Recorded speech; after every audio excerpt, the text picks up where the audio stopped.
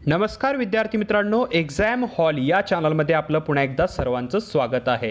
तर पुणे विद्यापीठाचीच अजून एक न्यूज आहे विद्यार्थी मित्रांनो, महाविद्यालयात मान्यतेसाठी 50,000 घेण्याची एक प्रकारे म्हणू शकता की आरोप करण्यात आलेले आहेत। पुणे विद्यापीठ अधिसभेच्या बैठकीत ह्या जो आरोप आहे त्याच्यामुळे खळबळ उडालेली आहे आणि असे जे आहेत एक प्रकारे न्यूज आपल्या समोर येत आहेत। त्याच्यामुळेच विद्यापीठाचे जे म्हणू शकता की रिझल्ट असतील त्याला उशीर होतो, गुणपत्रिका असतील त्याला उशीर होतो किंवा एक्झाम घ्यायची असेल तर ती काहीतरी होतच तर असे जे प्रकरण आहे ते आपल्या समोर येत राहतात। त्यापैकी हे नवीन प्रकरण आहे। पूर्ण न्यूज जर तुम्हाला एक शैक्षणिक न्यूज तसेच वेगळं काही पाहायला आवडत असेल असंच शैक्षणिक तर चॅनलला सबस्क्राइब करा, ऑल नोटिफिकेशनला क्लिक करा, त्यावेळेसच तुम्हाला नवीन व्हिडिओचे नोटिफिकेशन मिळत राहतील। आणि जर आर्टिकल तुम्हाला वाचायचे असेल तर याची लिंक मी डिस्क्रिप्शनमध्ये दिली आहे। तर सावित्रीबाई फुले पुणे विद्यापीठाच्या अधिसभेत समारोपाच्या वेळेस झालेल्या आरोपामुळे खळबळ उडाली आहे। नवीन महाविद्यालय सुरू करताना मान्यतेसाठी संस्था चालकांकडून 50,000 रुपये घेतल्याचा आरोप करत या प्रकरणी कारवाई न केल्यास आंदोलन केले जाईल असा इशारा जो आहे तो अधिसभा सदस्य अमित पाटील यांनी बैठकीत दिलेला आहे। महाविद्यालय सुरू करण्यासाठी मान्यतेची प्रक्रिया पूर्ण करण्यासाठी काही कागदपत्र ऑफलाईन पद्धतीने जमा करावी लागतात।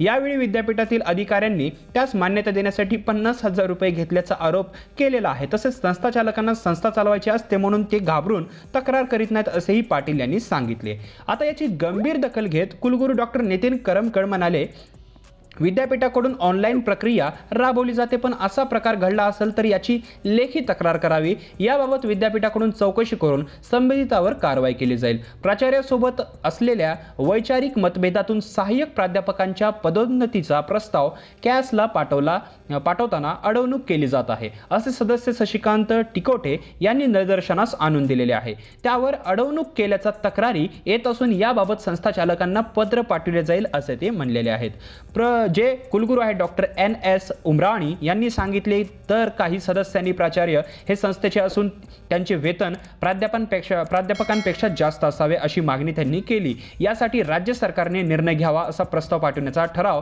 जो आहे तो त्यांनी मंजूर केला आहे। आता परीक्षेच्या निविदेवरून सुद्धा एक प्रकारे आरोप करण्यात आलेले आहेत। तर अंतिम वर्षाची परीक्षा घेताना निविदेतील नियमांना बगल देऊन एजन्सी नेमण्यात आलेली आहे। एजन्सीची क्षमता नसल्याने परीक्षेत गोंधळ झालेला आहे असा आरोप पाटील यांनी केला, जो गोंधळ आपल्याला माहित आहे।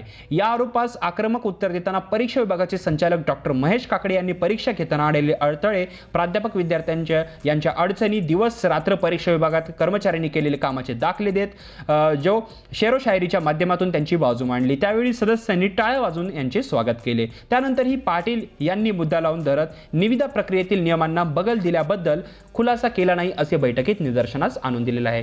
तर म्हणू शकता की न्यूज काय एवढी ही नाही, इम्पॉर्टंट तर नाही, पण असं जर पाहिलं गेलं तर परीक्षेचे निवेदन असेल किंवा काही लाच घ्यायचं प्रकरण असेल तर अशाच प्रकारामुळे म्हणू शकता की रिझल्ट यायला वेळ लागतो किंवा रिझल्ट जरी आला तरी गुणपत्रक यायला वेळ लागतो किंवा परीक्षाच पोस्टपोन होतात। तर तुमचं काय मत आहे याच्यावर तुम्ही कमेंट सेक्शनमध्ये नक्कीच सांगा। अशाच जर न्यूज तुम्हाला पाहिजे असतील, विद्यापीठाशी जे रिलेटेड न्यूज असतील तसे जर पाहिजे असतील तर चॅनलला सबस्क्राइब करा, ऑल नोटिफिकेशनला क्लिक करा आणि डिस्क्रिप्शनमध्ये दिलेल्या लिंकला क्लिक करून चेकआउट करायला विसरू नका। तर या व्हिडिओला पाहिल्याबद्दल धन्यवाद।